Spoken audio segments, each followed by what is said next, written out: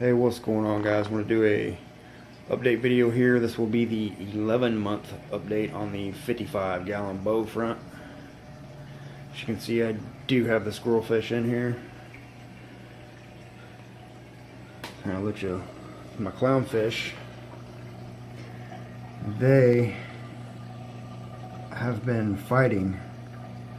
You can probably tell his back fin there has been all tore up. His other fins were all tore up too. Now Monday, today is Friday, Monday I woke up, went to feed him, and I couldn't find this guy anywhere. I could find the other one though, but I couldn't find him. And lo and behold, I found him. He was way up here in the corner, just hiding out up there, and I couldn't figure out why. And then when I went to feed him, I noticed that bigger one came over and was just attacking the shit out of him. And then that's when I noticed his fins were all jacked up.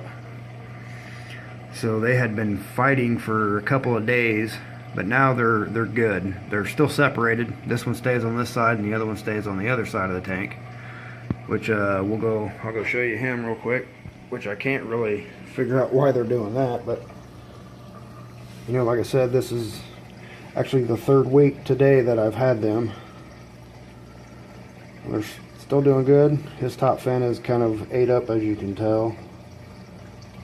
His other side fins were kind of eaten up, but they've already grown back in a few days. But you can, I mean, now they'll go next to each other, and he doesn't really act like he's going to attack him. They're kind of back to the way they were when I first got them, where they were together and kind of nudging each other and whatnot. But that was an issue I had to deal with Monday morning, which before I went to work, which was not fun.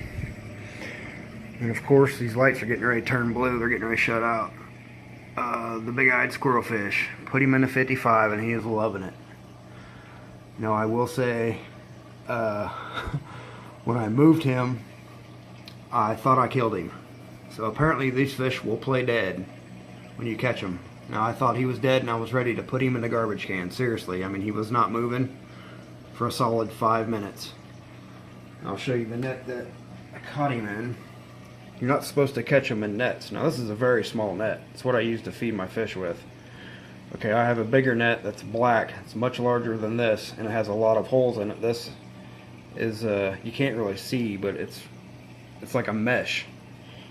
You know, and when somehow I was chasing him with this net, and trying to get him to the big net, and somehow he ended up swimming in this one, and this is the one he was stuck in. So I went and, you know, I put him in the tank. I immediately put him in the tank, and he was not moving. I mean, he didn't, you know, usually you catch a fish, they start flopping around or whatever. He didn't flop around once. And like I said, I thought he was dead, and I could not get the net off of him because their scales are all over. I mean, the net was just all like, looked like it was suffocating. I mean, it was really sick to my stomach, and I thought I killed him. And like I said, I held him in my hand for probably 5 minutes. He did not move, and eventually I just slowly worked the net off of him. It was kind of like pulling Velcro off. But I was trying to be real careful not to, you know, pull his scales or anything like that. And then once I got the net completely off, he still wasn't moving. So I actually held him in my hand in the tank for probably solid 5 minutes. And he was starting to, you know, float around, move his fins and whatnot. And he was moving his head, moving his eyes. And then I realized, okay, well, he's alive at least. He's alive. But I didn't know if he was going to make it, because he acted like he was kind of lethargic. You know, almost, it was just weird once you know, it was kind of cool getting to hold him though. I mean, I know some of you guys just say they're fish or whatever, but, you know, after you're having something this long for a year and you take care of it, you know, they actually really become more or less a part of your family, kind of. Because you do spend quite a bit of money on taking care of them and whatnot. But anyways, I was real sick to my stomach. I thought he was dead. I couldn't believe it. I was ready to just throw him in the trash, and next thing you know, he just slowly started fapping. He slowly started flapping his little side fins, and noticed he was starting to move his eyes around a little. It's like, alright, well, he's at least alive. So like I said, I held him for about 5 minutes, and then I let him go because I thought he was good, and he was good. He's been good ever since. So apparently these guys will play dead when they're caught, which is very odd. I did not know. He's kind of going after that bigger fish there, I've noticed too, here in the last day. The small one he don't even pay attention to. And the funny thing was, when I first put him in here, he was stuck over here in this corner of the squirrelfish, and I couldn't get him away. So I stuck my hand in the tank and switched him over. He come flying over here, and this little fish was down here like he is now. And he seen that fish, and boy, he darted straight up out of the water. It was hilarious. Oh man, that was funny. Anyways, enough of rambling on about thought my fish was dead. But he's into 55, and he is absolutely loving it. Corals. Let's talk about corals. This one here, the Christmas tree fabia. You know, I was having some problems with it. Well, it is actually really starting to color back up to where it was white and turning brown. Well, now the brown is kind of turning back to the color it was, green. So I believe it's going to be pretty good. On my hammer here, I still have not lost any more polyps on the side. As you can see, it still looks good. It hasn't moved any, but I did notice last night, I don't think you're going to be able to tell, but way in the back, like right about there in the center, I'm missing some polyps. I noticed that last night when it was closed up. It's like, what the hell, it looks bare back there. Well, it has lost some polyps back there. So I don't know, I thought I was out of the woods with this guy. I don't know. I mean, you can't really see here. Just some, there you can kind of see it maybe, with the water flowing everywhere. Yeah, you're probably not going to tell. Which is something else I'm working on, guys, is I'm working on getting a new camera for the channel to make a, you know, a little bit better videos. So my focus, I won't have to worry about focusing anymore.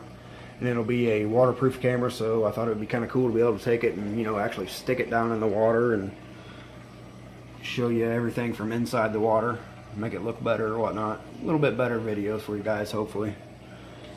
These guys up here are really growing quite a bit. They're actually growing onto the rock, which I'm happy about. They were on here and they just kind of fell off when I first bought them. So I was like, well, I'll just stick a couple of them up there. So I did, and as you can see, they've grown quite a bit. All of them are actually growing pretty good. Miami Vice Zoas back here, they're kind of closed up top there, but they've really colored up. When I got them, they weren't like a real green on the outside, and they didn't have like the pink center that they got now. But you can't even tell with this phone. I'm using my phone is what I record all my videos with. It's a Note 4. Yeah, I know I need an upgrade, but it is what it is, guys. Mary Jane Zoas, they've really colored up, which once again on here you can't even tell. The orange Bam Bam Zoas, they're looking good and growing. Like I said, everything is growing. The Sunny D's. We got the Sandstorm Pallies, which pretty much really look like Sunny D's under the actinic lights. They're pretty cool.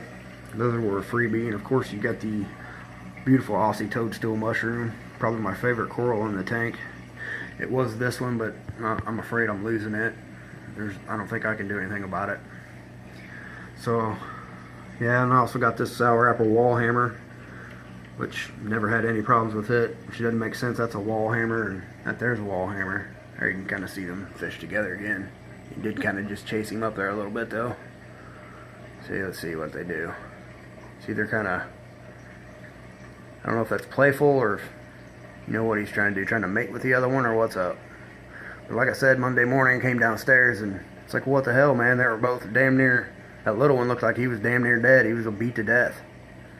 And for like 2 days, every time he seen him, boy, he would just chase him around and wouldn't stop. And that's why I said he would hide right up here underneath this pump. Was the only place he couldn't get him. I mean, I guess they're going to be good. I don't know. I did read that usually after about 4 days they'll stop fighting or whatever they're doing. Let's take you guys under the hood here.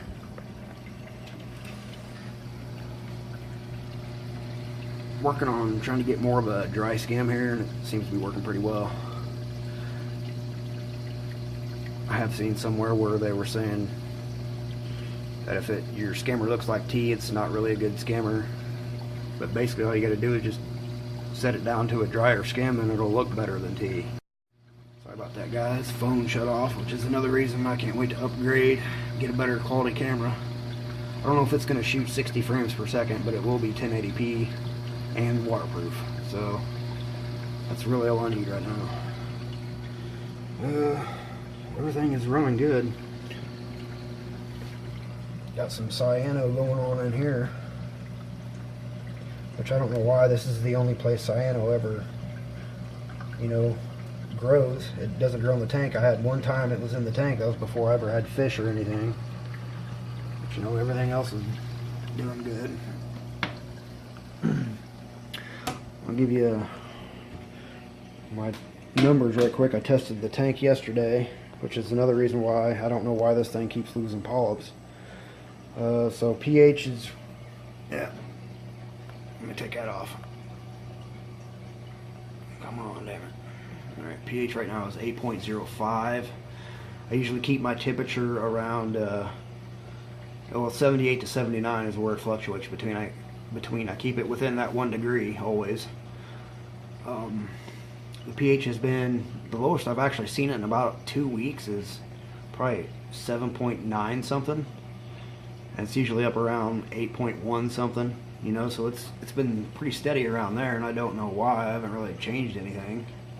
Well, I did add salt water to the auto top off over here. I did that. That's 5 gallon every week. I fill it up. I did that twice in a row because the salinity was a little low in the tank. It was reading 1.023 or 24, and now it's at 1.026. So that's right on. Nitrates are 0, phosphates are 0, always have been. Calcium is at 440 right now. Alkalinity is at 9. So water is good. It did kind of dip down, like before the last time I tested. It was a couple days ago, about 3 or 4 days ago I tested, and it was a 7. I think it was like alkalinity was like a 7, and the calcium was a 380.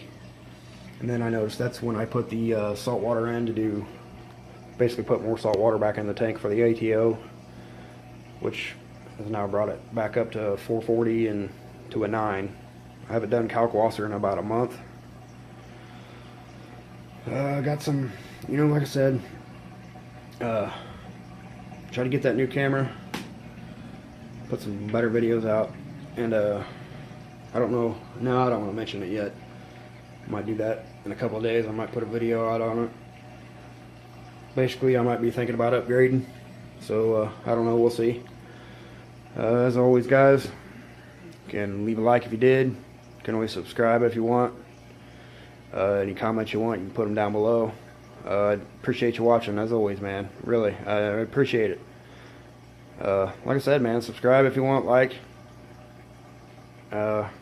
Happiness is a reef tank, man. We'll see you on the next one. Peace.